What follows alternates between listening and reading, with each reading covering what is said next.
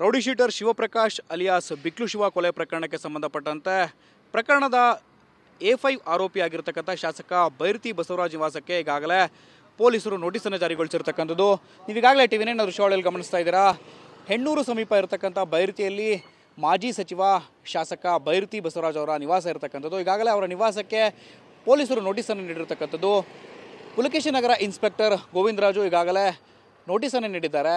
ಬೈರತಿ ಬಸವರಾಜ್ ಅವರ ಪರವಾಗಿ ಅವರ ಪುತ್ರ ನೋಟಿಸನ್ನು ರಿಸೀವ್ ಮಾಡಿರ್ತಕ್ಕಂಥದ್ದು. ಪೊಲೀಸರು ನೋಟಿಸ್ ನೀಡಿದಂಥ ಹಿನ್ನೆಲೆಯಲ್ಲಿ 2 ದಿನಗಳ ಒಳಗಾಗಿ ತನಿಖಾಧಿಕಾರಿಯ ಮುಂದೆ ACP ಪ್ರಕಾಶ್ ರಾಥೋಡ್ ಅವರ ಮುಂದೆ ಹಾಜರಾಗುವಂತೆ ನೋಟಿಸನ್ನು ಜಾರಿ ಮಾಡಲಾಗಿರ್ತಕ್ಕಂಥದ್ದು. ಈಗಾಗಲೇ ಬಿಕ್ಲು ಶಿವ ಕೊಲೆ ಪ್ರಕರಣಕ್ಕೆ ಸಂಬಂಧಪಟ್ಟಂತೆ ಕಿರಣ್, ಪ್ರದೀಪ್, ಮದನ್, ವಿಮಲ್ ಹಾಗೂ ಸ್ಯಾಮ್ಯುಯಲ್ ಎಂಬ 5 ಆರೋಪಿಗಳನ್ನು ಪೊಲೀಸರು ಬಂಧನಗೊಳಿಸಿರ್ತಕ್ಕಂಥದ್ದು. ಈಗಾಗಲೇ ಪ್ರಕರಣಕ್ಕೆ ಸಂಬಂಧಪಟ್ಟಂತೆ ಪ್ರಮುಖವಾಗಿ A1 ಆರೋಪಿಯಾಗಿರ್ತಕ್ಕಂಥ ಜಗ್ಗ ಅಲಿಯಾಸ್ ಜಗದೀಶ್ ಜೊತೆಗೆ ನಿಕಟ ಸಂಪರ್ಕವನ್ನು ಹೊಂದಿದ್ರು ಬೈರತಿ ಬಸವರಾಜ್ ಅಂತ ಹೇಳಿ ಗಂಭೀರವಾಗಿ ಆರೋಪ ಕೇಳಿ ಬಂದಿರತಕ್ಕಂಥದ್ದು.